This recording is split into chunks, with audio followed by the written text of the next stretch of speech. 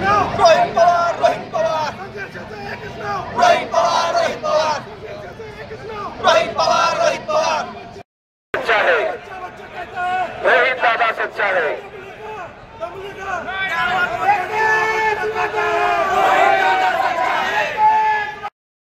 एक वडा दोन पाव, एक वडा दोन पाव, एकच वादा, एकच वादा, एकच वादा, एकच वादा, एकच वादा, एकच वादा, एकच वादा, एकच वादा, एकच वादा, एकच वादा, एकच।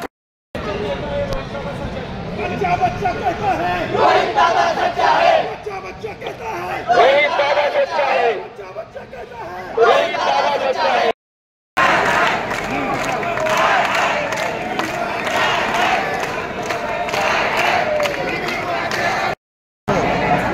नहीं चलेगी नहीं चलेगी नहीं चलेगी। जिंदाबाद जिंदाबाद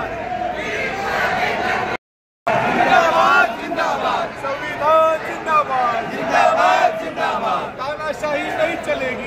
महाराष्ट्राच्या करोडो तरुणांचा आवाज उचलणारे, रोजगाराच्या मुद्द्यांवरती वारंवार चर्चा करणारे, MPSCमध्ये कशा प्रकारे सरकार लूट करते याच्यावरती चर्चा करणारे माननीय आमदार रोहित पवार यांच्यावरती ज्या पद्धतीने या राज्यामध्ये कारवाई करण्यात येते ईडीच्या माध्यमातून, ते महाराष्ट्राच्या कुठल्याच तरुणाला आवडलेलं नाही आहे। त्यामुळे आज आम्ही रोहित पवारांना सहकार्य करण्यासाठी किंवा त्यांच्या समर्थनार्थ महाराष्ट्राच्या या भूमीवरती मुंबईमध्ये आंदोलन करत आहोत।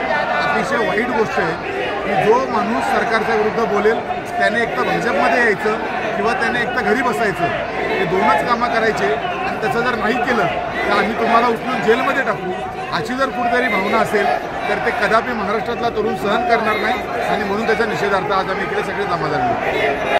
आंदोलन ह्याच्यासाठी करतोय की जो माणूस युवकांसाठी, जो माणूस शेतकऱ्यांसाठी, जो माणूस महिलांसाठी, जो माणूस महाराष्ट्रातल्या बेरोजगार युवकांसाठी रस्त्यावरती उतरून पुणे ते नागपूर 840 किलोमीटर पायी यात्रा काढतो, अशा सर्वसामान्यांच्या नेतृत्वाला जर हे सरकार घाबरून ईडीच्या माध्यमातून दाबण्याचा प्रयत्न करत असेल तर मी पुन्हा एकदा सांगतो, हा महाराष्ट्र शाहू फुले आंबेडकरांच्या विचाराने आणि वारसेने चाललेला महाराष्ट्र आहे। या महाराष्ट्राला थोर महापुरुषांचा विचार आहे। या महाराष्ट्रामध्ये मराठी माणूस कधीच हरलेला नाही, या महाराष्ट्रामध्ये मराठी माणूस कधी हरणार नाही आणि मराठी माणूस दिल्ली पुढे कधी झुकला नाही।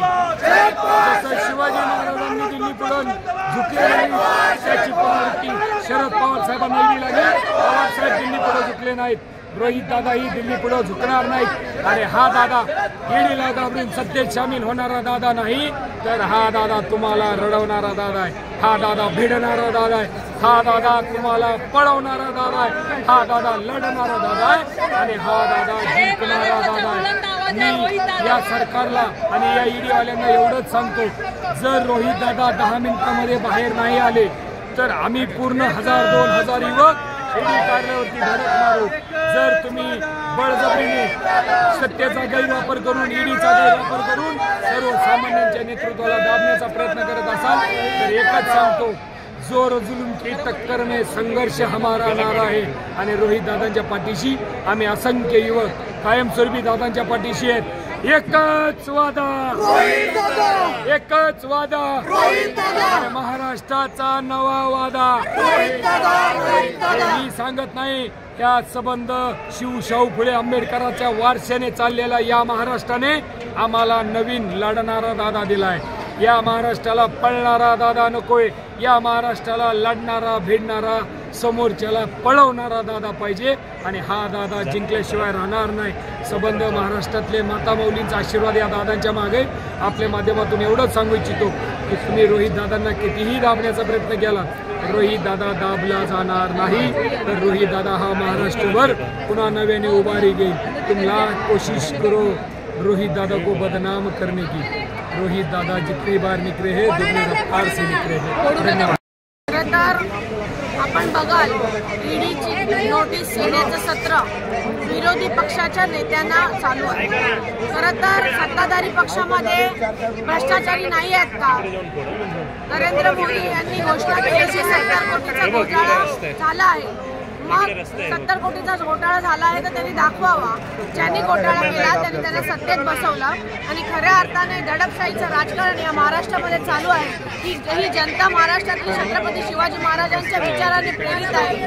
बघा तर महाराष्ट्र हा दिल्लीसमोर कधी झुकला नव्हता आणि आता त्या ठिकाणी पायगाड्या दिल्लीश्वराच्या समोर घालण्याचं सत्र चालू आहे. हे महाराष्ट्र सहन करणार नाही. त्या ठिकाणी म्हणूनच या ठिकाणी सर्वसामान्य लोक या ठिकाणी रस्त्यावर आलेले आहेत आणि या ईडीच्या साठी जे चाललेलं आहे, दादांना जर लवकरात लवकर सोडलं नाही त्या ठिकाणी युवक आणि महिला मोठ्या प्रमाणात रस्त्यावर येतील आणि मोठ्या